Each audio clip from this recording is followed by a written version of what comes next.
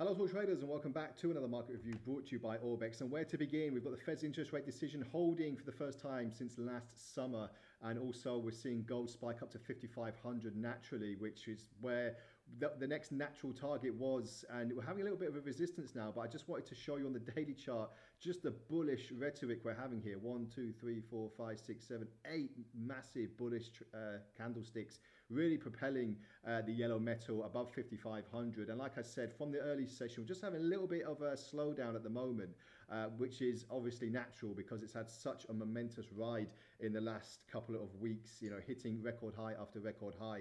So where do we go next for gold? Well, like I said, the Fed was probably the main push. If it's not going to start cutting rates again, then price action is going to go the other way. The dollar's hitting a multi-year high as well, which is quite significant because we might have even more of a worry for the greenback, and that's just a small turning point for that currency, because against its main competitors in the forex market, it's really been under pressure for quite a long time now. So let's just kick off by looking at gold's trajectory on the intraday chart, and the only thing we're worried about at the moment is the overbought pattern that we're seeing on the RSI. It's following the natural course of price action, but it has to slow down at some point, and when it does, are we going to be in for a massive bearish correction and prices to start falling lower? Well, 5,000 has now become the psychological support, so this is what we're looking at in the near term. But as I said, lots to digest, and we've got such a big earnings season coming up.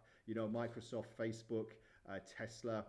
Facebook jumped 7% before in after hours trading, which means that they're giving stronger than expected forecasts, and the Fed is also not giving too many signals away. But in this volatile climate, they have to do something at the moment, and that's if Fed Chair Jerome Powell is going to be in a job by the summer because Donald Trump wants him out.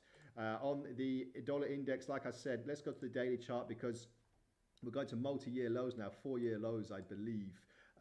February 2022, pretty much exactly to the point 4 years ago that we saw these particular levels, and it's not really looking likely that we're going to build on anything really for the dollar. It's just been very subdued at the moment, very, very pressured with the host of geopolitical risks and tensions going on across the world. You know, Donald Trump is stirring up something with Iran at the moment. Obviously, Russia and Ukraine are not really getting any closer to a peace deal, even though talks are ongoing. So we're just waiting to see what's going to happen next, and if it's going to push gold to another record. Obviously 6,000 is now in the frame. If you think that, you know, this time last year we were trading between 3,000 and 4,000, now we're going up to the mid 5,000 area. It's just unbelievable.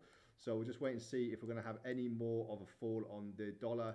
Like I said, plummeting to these fresh lows, but we're just picking up the pace a little bit now, finding a little bit of support around the mid 95 area and bouncing off this very oversold RSI. So this is something we're just looking at in the near term as well.